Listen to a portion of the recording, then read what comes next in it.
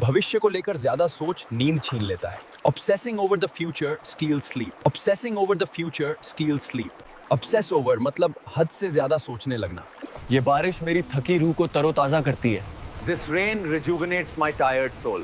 Rejuvenate मतलब तरोताजा करना।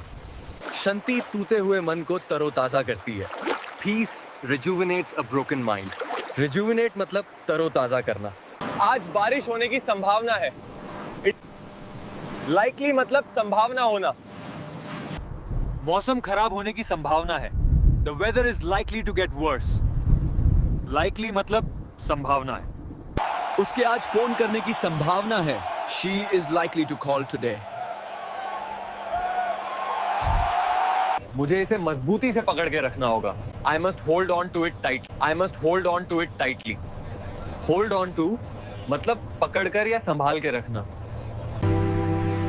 मैं इन यादों को संभाल कर रखूंगा। I'll hold on to these memories.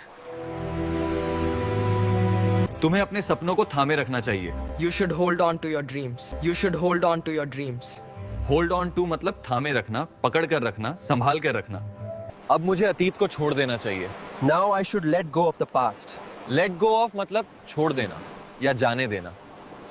मुझे नकारात्मक सोच छोड़ देनी चाहिए। I should let go of negative thoughts. दर्द को जाने देना आसान नहीं होता। Letting go of pain is not easy. याद रखना, let go of मतलब जाने देना या छोड़ देना। मुझे अपनी गलतियों से आगे बढ़ जाना चाहिए। I should move on from my mistakes. Move on from means आगे बढ़ जाना। I miss you so much. I wish you were here. अब मुझे उस रिश्ते से आगे बढ़ जाना है। Now I need to move on from that relationship. Move on from मतलब आगे बढ़ जाना। लगातार तनाव इंसान को थका देता है। Constant stress drains a person completely. Drain मतलब थका देना। मैंने अपने अतीत को हमेशा के लिए पीछे छोड़ दिया। I left my past behind once and for all. Once and for all phrase मतलब हमेशा के लिए।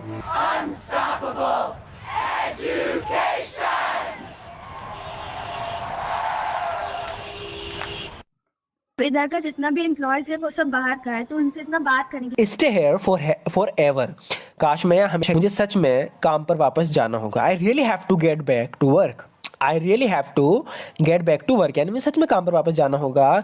आई really have to get back to work. I really have to get back to work, मुझे सच में काम पर वापस जाना है या जाना होगा।